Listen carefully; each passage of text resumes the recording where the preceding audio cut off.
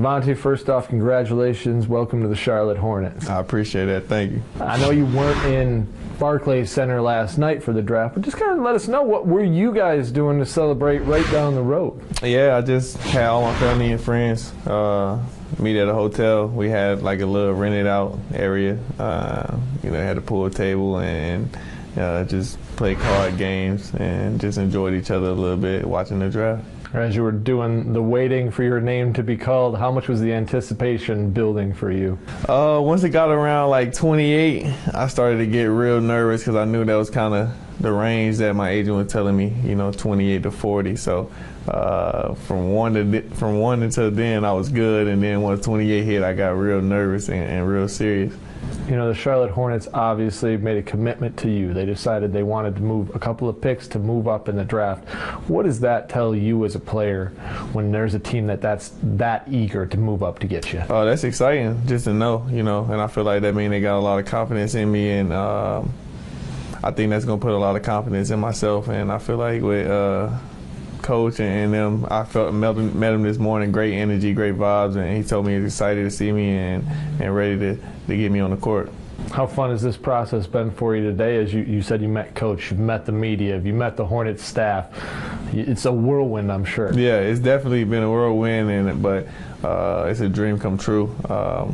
Excited to be here, excited to get to meet everybody, and can't wait to move up here. We see you're repping KU today. You got the blue suit on, you got the KU tie. How much did your experience at KU really help prepare you to play at this next level? It helped me tremendously. I wouldn't be here if I probably did not go there. To be honest, I think it helped me grow on and off the court, playing off the ball, playing the primary point. Coach Self, just unbelievable guy, and the coaching staff is great. So I think it definitely is going to translate to this level. You mentioned playing off ball, playing primary point. Where do you kind of see yourself in the NBA? Are you a point guard? Are you a two guard? Can you do a little bit of both? Yeah, I can definitely do a little bit of both, but I like to say I'm a point guard more than anything, just because I like to make plays and be a playmaker. So, but I can definitely spot up and shoot, so I can play either or. Now, I know when you talked to the staff, you said Chris Paul is somebody you might kind of resemble your game after, and that's what you want to kind of go for. What is it about a game like that kind of mirrors yours? Just like I said, playmaking. He unbelievable playmaker, but then also he can score the ball when he wants to, and I feel like that's a good key to my game. I can really facilitate at times, and Coach Self used to tell me I'm passing the ball too much, so then I would have to go and score. So I think that's a little bit of like CP. You've brought up Coach Self a couple of times now so far in the interview. How important was he to your development and getting you to stay there for the entire 4 years to help you grow? He was great. He was a big part of my development, big part of my confidence, and each and every year just kept installing that confidence in me. And I think, without him, I don't know where I'd be today. I don't know if I'd be the player I am. What did he kind of tell you before you headed into the NBA? Did he have any kind of words of wisdom or advice to give you as you get ready to make that next step? Just a couple of days before the draft, we just were texting back and forth. He kept asking me if I was excited, what I was hearing throughout the process, how the workouts were going and stuff like that. So he hasn't given me too much yet, but big congrats. I just got off the phone with him earlier right before we met all the staff, so just telling me how proud of me he is, and now it's time to get to work. How much are you looking forward to getting to work? Because at this point in time, it's not going to be much longer until you guys are in here for camp and get ready to head to Summer League. I'm excited, man.